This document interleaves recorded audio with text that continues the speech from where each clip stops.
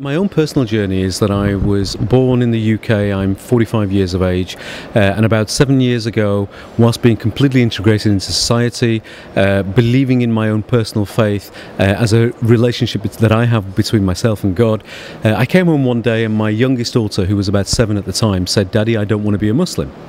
And I said, "Why?" And she said, "Because Muslims are always angry, they're always killing people, and they're always burning Guy Fawkes." And I said, "Well, I like a good bonfire. Show me where you're getting this from." And we flicked over onto the television screen, and there were some people who happened to be Muslims. They were very angry. They looked as if they wanted to kill somebody, and they were burning effigies of George Bush and Tony Blair.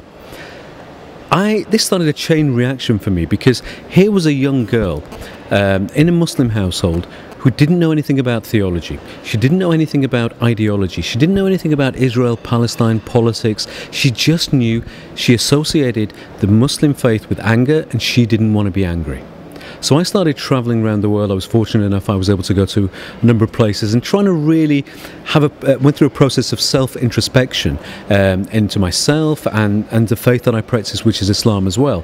And ended up coming full circle and realizing that the faith that my father had taught me as a migrant to the UK in the 50s, which was very much at ease with society, love all, hate none, no dichotomy between being Pakistani and Muslim or British and Muslim, having lots of friends from different faiths, is really the faith that is traditional classical Islam and mainstream Islam around the world, which gave me a bit of a lift, and that really prompted me to start another journey, a new chapter in my life, where I set up a number of organisations really looking at why this happens, what is causing people to hate the other, why are people being radicalised, and then the rest, I guess, is history.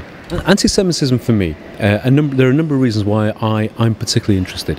One is that it really is one of the oldest forms of xenophobia, hatred, that is still in existence at this moment in time.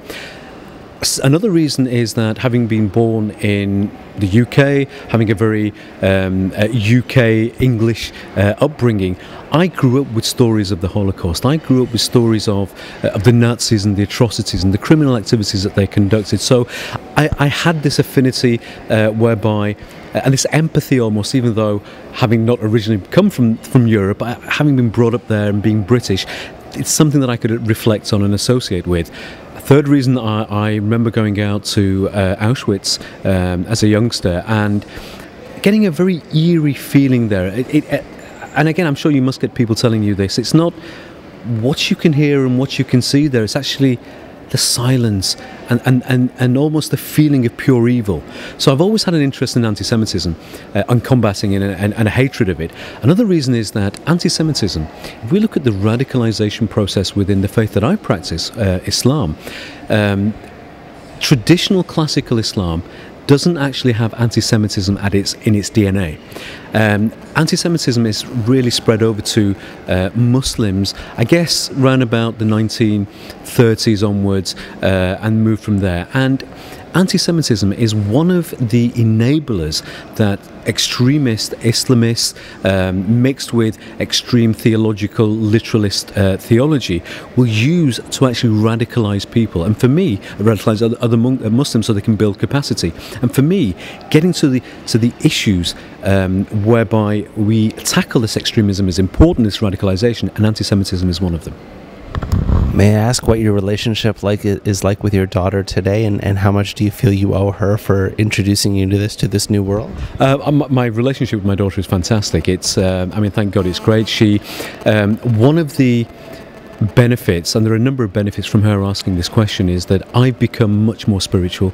I've tried to reconnect myself with my spirituality and with God, and as a result of that, I've passed that on to my children, just as my father originally passed on to me. I'd forgotten, I guess we all do, living in a material world and getting caught up in everything. So I owe her a great deal for getting me reconnected with God, and also for getting me into a field which now really has become my passion and my drive.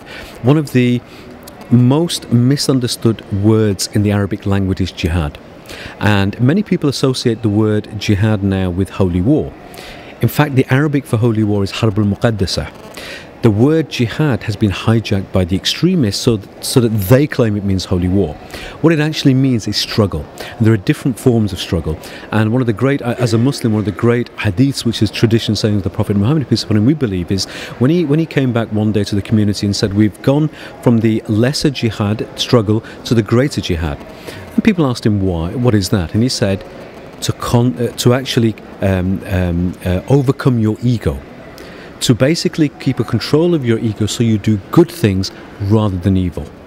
And this has become my struggle, to make sure that I do good things rather than evil. And if I can help to spread that out into community, into the rest of the wider community, Muslim, non-Muslim, people of faith, it doesn't really matter to me. That's something that's become my struggle.